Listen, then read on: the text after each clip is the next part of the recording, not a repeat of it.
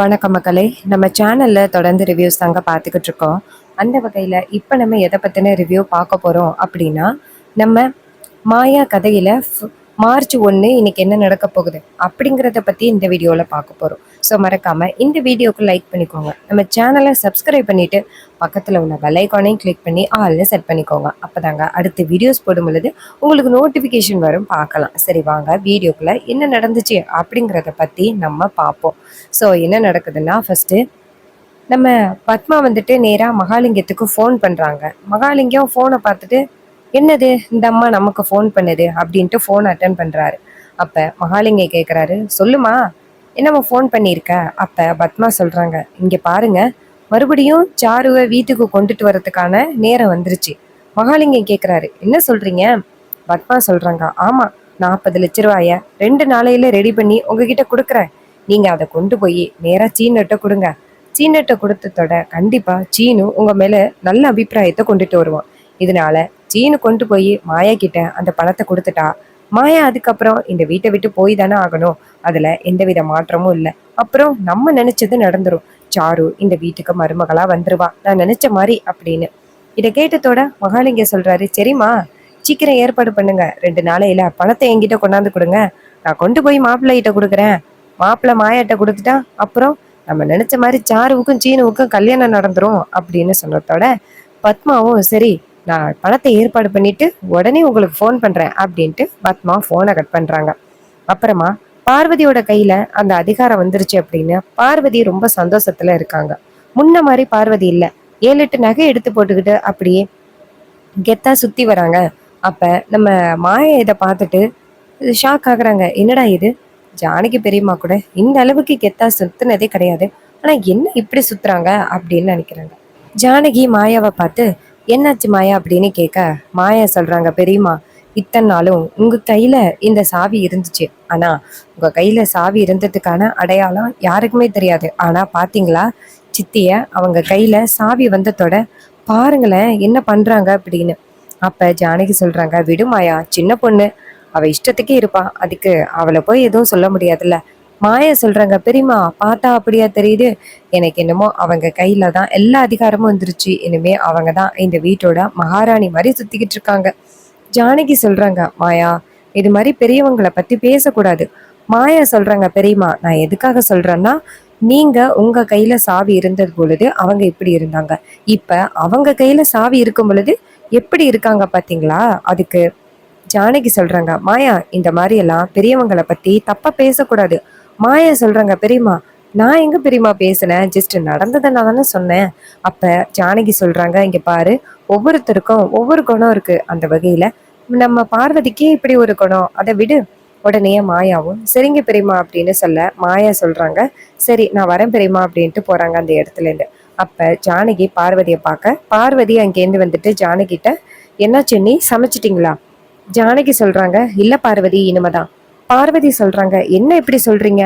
இன்னும் கொஞ்ச நேரத்துல எல்லாருமே சாப்பிட வந்துருவாங்க, இனிமேதான் சமைக்கணும்னு சொல்றீங்க? சீக்கிரம் ரெடி பண்ணுங்க. இதை கேட்டதோட நம்ம ஜானகியும் சரி அப்படின்னு சொல்றாங்க. அப்ப இத பத்மா எத்தி இருந்து பாக்குறாங்க. பத்மா இதை பார்த்துட்டு ஷாக் ஆகுறாங்க. ஆஹா, பார்வதி என்ன அன்னைக்கே இவ்வளவு பெரிய வேலையை கொடுக்குறா, ஒருவேளை நம்மளையும் இப்படி பண்ணுவாளோ அப்படின்னு. அப்ப பார்வதி இங்கேருந்து பத்மா வந்து பாக்குறாங்க. பத்மா ரூம் கிட்ட நின்றுகிட்டு இருக்க, பார்வதி அங்கேருந்து பத்மா கிட்ட, என்ன பார்த்துக்கிட்டு இருக்கீங்க? அப்ப பத்மா நேரா பார்வதி கிட்ட, ஒன்றும் இல்லை, சும்மாதான். அப்ப பார்வதி சொல்றாங்க, சமையல் வேலை இன்னும் ஆரம்பிக்கலையாம்ல, போய் ஆரம்பிச்சா என்ன? இதை கேட்டதோட பத்மா கேட்குறாங்க, என்ன பார்வதி என்கிட்டே இப்படி பேசுற? அப்ப பார்வதி சொல்றாங்க, நான் தான் இந்த வீட்டோட பொறுப்புல இருக்கேன், அப்புறம் எல்லாரும் கரெக்டா வேலை வேலைக்கு சாப்பிடணும் அப்படின்னு சரியில்லையா? இங்க பாருங்க, போயிட்டு சமைங்க. இதை கேட்டதோட பத்மா வந்துட்டு அதிர்ச்சியாக. அப்ப பார்வதி டக்குன்னு சிரிக்கிறாங்க. அப்ப பத்மா சொல்றாங்க, என்னை சும்மா கிண்டல் பண்ணியா? பார்வதி சொல்றாங்க, ஆமாக்கா, மிரட்டுனதோட உங்க முகம் போன போக்க பார்க்கணுமே. அப்ப நம்ம பத்மா சொல்றாங்க, இங்க பாரு பார்வதி, இந்த மாதிரி எல்லாம் என்னை எப்பயும் மிரட்டிடாத. அப்ப பார்வதி கேக்குறாங்க, ஏன்கா, என்னாச்சு? அப்ப பத்மா சொல்றாங்க, கொஞ்ச நேரத்துல ஆடி போயிட்டேன். அப்ப பார்வதி சொல்றாங்க, சரிக்கா, பயம் இருக்குல்ல? அப்ப பத்மா சொல்றாங்க, ஆமா பார்வதி, உன்னை பார்த்தாலே அப்படியே எஜமானி அம்மா மாதிரி இருக்கா அப்படின்ட்டு பத்மா ஐஸ் வைக்கிறாங்க. இதை பார்த்ததோட பார்வதி சொல்றாங்க, பத்மாக்கா, ஐஸ் வச்சது போதும். அப்ப பத்மா சொல்றாங்க, பார்வதி, நான் ஒன்றும் ஐஸ் வைக்கல, உண்மையை தான் சொல்றேன்.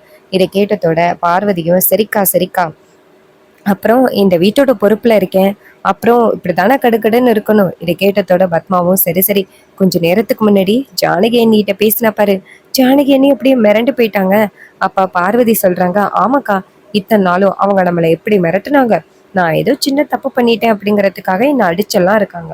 ஸோ அதனாலதான் நான் அவங்க கிட்ட நான் யாருன்னு காமிச்சேன். இதை கேட்டதோட பத்மா சொல்றாங்க, இந்த மாதிரி எல்லாம் நான் பார்வதியை எதிர்பார்க்கவே இல்லை. பார்வதி செம்ம மாஸ் காட்டுற.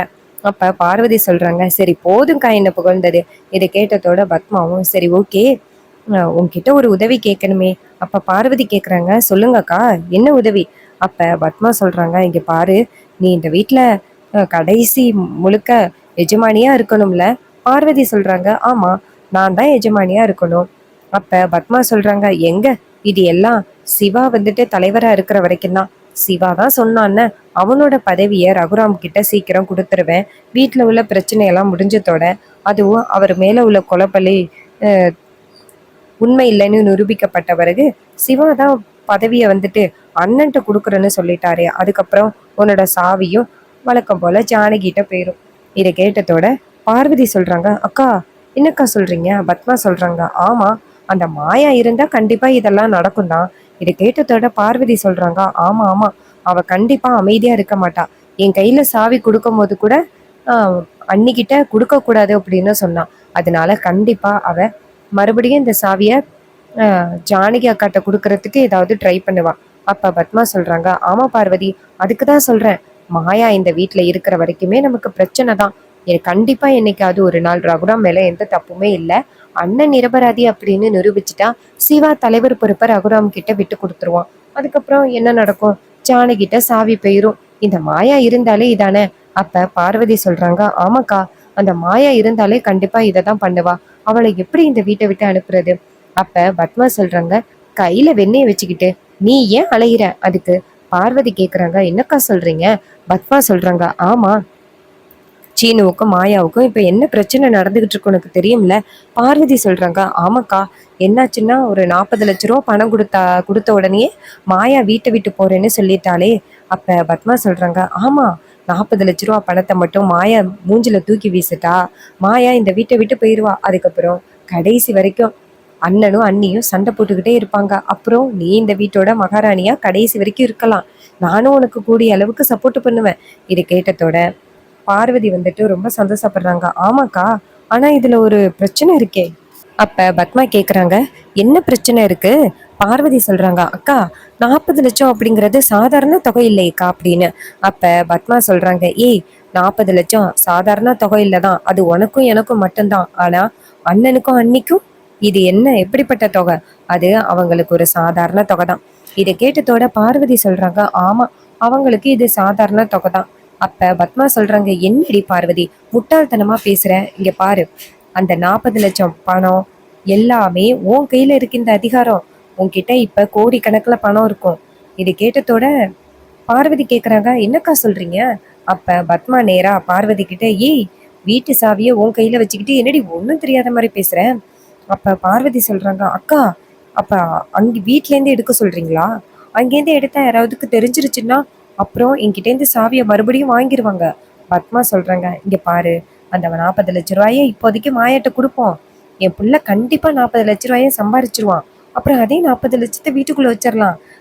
என்ன, ஒரு 100 லட்சத்துல ஒரு 40 லட்சம் காணாம போகுது, இது என்ன பெரிய விஷயமா.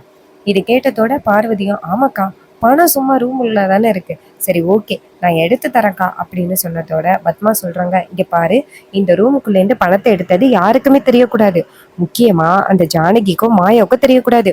மாயாவுக்கு மட்டும் தெரிஞ்சிச்சு அப்புறம் சீனு சம்பாரிச்ச பணம் தான் எனக்கு வேணும், வேற யாரும் கொடுக்குற பணம் வேணாம் அப்படின்னு சொல்லி இந்த பணத்தை எப்படியாவது வந்துட்டு வேணான்னு சொல்லி இந்த வீட்டுக்குள்ள இருக்க நினைப்பா. அதனால அதுக்கு மட்டும் அவளுக்கு வாய்ப்பே கொடுக்க கூடாது. அப்ப பார்வதி சொல்றாங்க, ஆமாக்கா, கண்டிப்பா அவ அதை தானே சொன்னா போன வாட்டியே. பத்மா சொல்றாங்க, ஆமா பார்வதி, நீ மட்டும் அந்த பணத்தை யாருக்கும் தெரியாம நைட்டு என் கையில கொடுத்துரு. நான் போயிட்டு சீனுக்கிட்ட எப்படியாவது கொடுத்து நான் போயிட்டு இதை ஃபர்ஸ்ட் மகாலிங்கத்துக்கிட்ட கொடுக்குறேன். கொடுத்து அவரை வந்து சீனுக்கிட்ட கொடுக்க சொல்றேன். இதை கேட்டதோட பார்வதியும், அக்கா, மகாலிங்கம் அவர்கிட்ட கொடுத்தா ஏமாத்திர மாட்டாரே. அப்ப பத்மா சொல்றாங்க, அதெல்லாம் அவர் ஏமாத்த மாட்டாரு, நீங்க கவலைப்படாத. இது கேட்டதோட நம்ம பார்வதியும், சரிக்கா நான் நைட்டு போல உங்களுக்கு அந்த பணத்தை எடுத்து தரேன் அப்படின்னு சொல்ல, பத்மாவும் ரொம்ப சந்தோஷப்படுறாங்க. அப்பாடா ஒரு வழியா இவ ஒத்துக்கிட்டா அப்படின்ட்டு நேரா அவங்களோட ரூமுக்கு போறாங்க. அங்க போனதோட சீனு இருக்காரு. அப்ப மாயாவும் இருக்காங்க. பார்வதி ரூம்குள்ள இருக்காங்க. பத்மா நேரா சீனு கிட்ட போயிட்டு, சீனு இனிமே இந்த மாயாவோட தொந்தரவு இருக்காது. நாளையோட இந்த மாயாவை முடிவு கட்ட போறோம். சீனு கேக்குறாங்க, அம்மா எப்படிம்மா? 40 லட்சம் பணம் இருந்தா தானம்மா இவளை வீட்டை விட்டு அனுப்ப முடியும். அதுக்கு மாயா சொல்றாங்க, இங்க பாருங்க, 40 லட்சம் பணம் எங்கேயும் திருடிடாதீங்க. என் புருஷன் உழைச்ச காசு தான் எனக்கு வேணும். அதுக்கு பத்மா சொல்றாங்க, இங்க பாரு மாயா, உனக்கு தேவையானது 40 லட்சம் பணம் தான். தேவையில்லாம பேசாத. இதை கேட்டதோட மாயாவும், சரி சரி ரெடி பண்ணுங்க, இந்த கையில கொடுத்தீங்கன்னா நான் வீட்டை விட்டு போக போறேன். இதை கேட்டதோட பத்மா சொல்றாங்க, உன் ஆட்டத்துக்கெல்லாம் நாளைக்கு ஒரு முடிவு கட்டுறேன்டி அப்படின்னு சொல்லிட்டு பத்மா அந்த இடத்துல இருந்து போறாங்க. இதை கேட்டதோட நம்ம மாயாவுக்கு ஷாக்கு. என்ன இது, ஒருவேளை அத்தை 40 லட்ச ரூபாயை ரெடி பண்ணி கொடுத்துருவாங்களோ? எங்கேருந்து ரெடி பண்ணி கொடுப்பாங்க அப்படின்னு ஒரே சந்தேகமா இருக்கு மாயாவுக்கு. அப்ப நம்ம மாயா வந்துட்டு நேரா ஜானகியை போய் பாக்குறாங்க. ஜானகி மாயா கிட்ட, சொல்லு மாயா. மாயா சொல்றாங்க, பெரியம்மா கொஞ்ச நேரத்துக்கு முன்னாடி ஒரு சம்பவம் நடந்துச்சு. அப்ப ஜானகி கேக்குறாங்க, என்னாச்சு? அப்ப மாயா சொல்றாங்க, பெரியம்மா இது மாதிரி அத்தை இருக்காங்கல்ல, 40 லட்ச ரூபா பணத்தை நாளைக்கே தரேன், உன்னை இந்த வீட்டை விட்டு அனுப்புறேன்னு சொல்லிட்டாங்க. இதை கேட்டதோட ஜானகி ஷாக் ஆகுறாங்க. என்ன மாயா சொல்ற? 40 லட்ச ரூபா பணம் ஏது அவங்களுக்கு? மாயா சொல்றாங்க, அதான் பெரியம்மா எனக்கும் தெரியல. அப்ப ஜானகி சொல்றாங்க, இங்க பாரு, கண்டிப்பா பத்மா வேற ஏதோ ஒரு பிளான் பண்றா. மாயா சொல்றாங்க, ஆமா பெரியம்மா என்ன பிளான்னு தெரியல. ஜானகி சொல்றாங்க, ஆனா மாயா உன்னை இந்த வீட்டை விட்டு அனுப்புறதுக்கு நான் என்னைக்குமே விட மாட்டேன். இதை கேட்டதோட மாயா சொல்றாங்க, சரிங்க பெரியம்மா அப்படின்னு. அதுக்கப்புறமா நம்ம பத்மாவை காமிக்கிறாங்க. நைட் ஆகுது. பத்மா யாருக்கும் தெரியாம பார்வதியோட ரூமுக்கு வராங்க. பார்வதி பக்கத்துல சிவா தூங்கிட்டு இருக்காரு. அப்ப பார்வதி லைட்டா எந்திரிக்கிறாங்க. எந்திரிச்சு பத்மாவை பாக்குறாங்க. பத்மா சொல்றாங்க, பணம் எங்க? பார்வதி சொல்றாங்க, வாங்க அப்படின்னு சொல்லிட்டு வீட்டோட பீரோலுக்கு போயிட்டு ஓப்பன் பண்றாங்க. ஓப்பன் பண்ணி அதுல இருந்து 40 லட்சம் பணத்தை எடுக்கிறாங்க. எடுத்து பத்மாட்ட கொடுத்து இந்தாங்க அப்படின்னு சொன்னதோட பத்மாவும் சரி வா அப்படின்னு சொல்லிட்டு 2 பேரும் வராங்க. வந்துட்டு நேரா சிவா அந்த மகாலிங்கத்துக்கு ஃபோன் பண்றாங்க. மகாலிங்கம் ஃபோன் அட்டன் பண்ணி, சொல்லுங்கம்மா.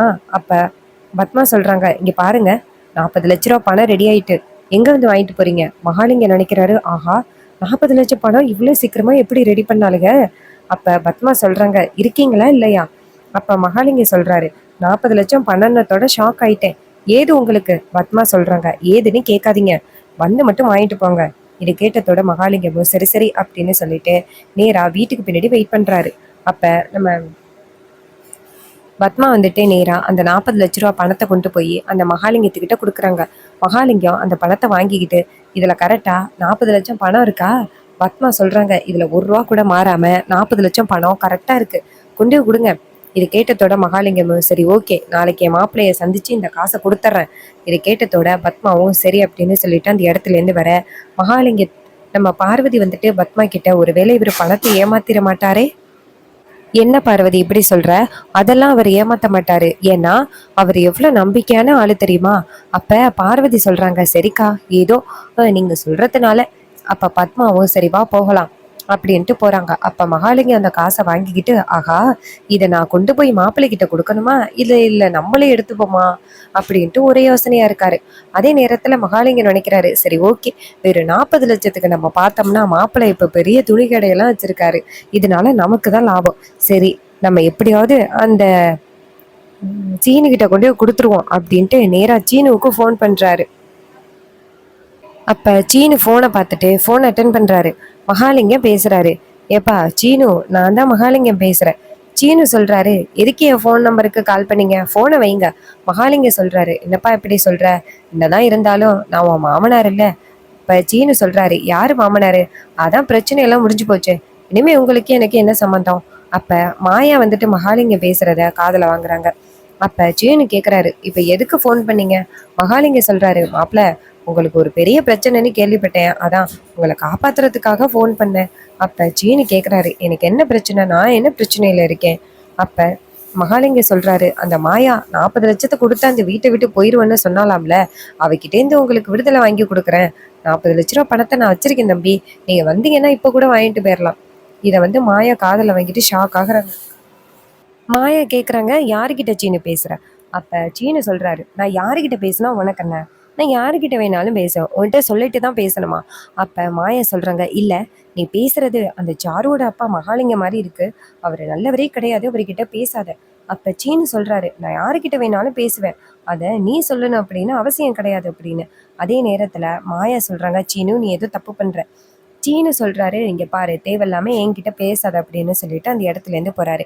அப்போ அவர் நேராக அந்த மகாலிங்கத்தை பார்க்க போகிறாரு. மாயா இதை பார்த்துட்டு நேராக அவங்க பெரியம்மாவை பார்க்க போகிறாங்க. அப்போ போயிட்டு பெரியம்மா அப்படின்னு சொல்ல, அப்போ ஜானகி சொல்கிறாங்க, என்ன மாயா என்னாச்சு? மாயா சொல்கிறாங்க, பெரியம்மா, அந்த சீனு இருக்கான்னு அவன் மகாலிங்கத்தை பார்க்க போயிருக்கான். அப்போ ஜானகி கேட்குறாங்க, அவன் எதுக்கு மகாலிங்கத்தை பார்க்க போயிருக்கான்? அப்போ மாயா சொல்கிறாங்க, அந்த மகாலிங்கம் 40 லட்சம் பணம் கொடுக்க போகிறாராம், அதை என்கிட்ட கொண்டாந்து கொடுத்து என்னை வீட்டை விட்டு துரத்த போகிறேன்னு சீனு சொல்கிறாரு. இதை கேட்டதோட ஜானகி அதிர்ச்சி ஆகுறாங்க. இங்கே பாரு மாயா, என்ன நடந்தாலும் சரி, நான் உன்னை இந்த வீட்டை விட்டு அனுப்ப மாட்டேன். அப்போ மாயா சொல்கிறாங்க, பெரியம்மா, ஒருவேளை அவன் 40 லட்சத்தை கொடுத்துட்டா நான் இந்த வீட்டை விட்டு போய் தானே ஆகணும். ஜானகி சொல்கிறாங்க, அதுக்கெல்லாம் வாய்ப்பே இல்லை, என்ன நடந்தாலும் நீ மட்டும் இந்த வீட்டை விட்டு போகவே கூடாது. நீ இந்த குடும்பத்துக்காக என்னெல்லாம் பண்ணியிருக்க அப்படிங்கிறது எனக்கு மட்டும்தான் தெரியும். நான் கண்டிப்பாக உன்னை இந்த வீட்டை விட்டு போக விட மாட்டேன். இன்னொரு பக்கம் மகாலிங்கத்துக்கிட்ட போயிட்டு சீனு பணத்தை வாங்கிக்கிறாரு. அப்போ மகாலிங்கம் சொல்கிறாரு, மாப்பிள்ள, உங்களுக்கு ஒரு பிரச்சனை அப்படிங்கிறதுக்காக தான் நான் உடனே இந்த பணத்தை திரட்டுனேன், இந்தாங்க அப்படின்னு சொன்னதோட சீனு சொல்கிறாரு, ரொம்ப நன்றி, நான் கூடிய சீக்கிரம் அந்த பணத்தை உங்ககிட்ட திருப்பி கொடுத்துட்றேன் அப்படின்னு சொல்லிட்டு சீனு நேராக வீட்டுக்கு வராரு. வீட்டுக்கு வந்ததோட நம்ம ஜானகி டக்குன்னு சீனுவை பார்த்து, ஏய் எங்கே போயிட்டு வர? சீனு சொல்கிறாரு, அந்த மாயா எங்கே? அவள் மூஞ்சில் இந்த பணத்தை தூக்கி வீசிட்டு அவளை இந்த வீட்டை விட்டு அனுப்ப போகிறேன். அப்போ ஜானகி டக்குன்னு சீனு பிடிச்சி இழுத்துட்டு மாடிக்கு போகிறாங்க. அங்கே போனதோட சீனு கேட்குறாரு, அத்தை, இப்போ எதுக்கு நீங்கள் என்னை இங்கே கூட்டிகிட்டு வந்தீங்க? அப்போ ஜானகி சொல்கிறாங்க, உனக்கு புத்திமதி சொல்லணும்ல, அதுக்கு தான். சீனு கேட்குறாரு, எனக்கு என்ன புத்திமதி சொல்ல போகிறீங்க? இங்கே பாருங்கள், நீங்கள் அந்த மாயாவுக்கு சப்போர்ட் பண்ண போகிறீங்க அப்படின்னு எனக்கு நல்லாவே தெரியுது. இங்கே பாருங்கள், இதுக்கு மேலேயே மாயாவுக்கு நீங்கள் சப்போர்ட் பண்ணாதீங்க. அதுக்கு நம்ம ஜானகி சொல்கிறாங்க, இங்கே பாருப்பா, போதும், நீ இதோட நிப்பாட்டு, இதுக்கப்புறமும் இந்த பிரச்சனையை பெருசாக கொண்டுட்டு போகாத. அப்போ மாயா சொல்கிறாங்க, பெரியம்மா சொல்லாதீங்க. அப்போ சீனு கேட்குறாரு, அப்படி மாயா என்னதான் நல்லது பண்ணியிருக்கா? யாருக்குமே சொல்ல முடியாத அளவுக்கு இந்த குடும்பத்தை அவ என்னதான் காப்பாத்திருக்கா அப்படின்னு சொன்னதோட நம்ம மாயா வந்துட்டு சொல்லாதீங்க பெரியமா அப்படின்னு சொல்றாங்க. ஆனா ஜானகி சொல்றாங்க, இல்ல மாயா, இதை சொல்லிதான் ஆகணும். என் பொண்ணோட வாழ்க்கை மட்டும் முக்கியம் கிடையாது, நீ என் பொண்ணு தான், உன் வாழ்க்கையே எனக்கு முக்கியம் தானே, நான் கண்டிப்பா இதை சீனிக்கிட்ட சொல்லிதான் சரிவேன் அப்படின்னு சொல்லிட்டு ஜானகி நேரம் சீனுக்கிட்ட உண்மை எல்லாத்தையும் சொல்றாங்க. இது கேட்டதோட சீனு செம்ம ஷாக் ஆகுறாரு. ஸோ இந்த எபிசோடு உங்களுக்கு பிடிச்சிருந்துச்சு அப்படின்னா இந்த வீடியோவுக்கு மறக்காம லைக் பண்ணிக்கோங்க. நம்ம சேனலை சப்ஸ்கிரைப் பண்ணிட்டு பக்கத்தில் உள்ள பெல் ஐகானையும் கிளிக் பண்ணி ஆல்னு செட் பண்ணிக்கோங்க. அப்போதாங்க அடுத்து வீடியோஸ் போடும் பொழுது உங்களுக்கு நோட்டிஃபிகேஷன் வரும், பார்க்கலாம். தேங்க்ஸ் ஃபார் வாட்சிங்.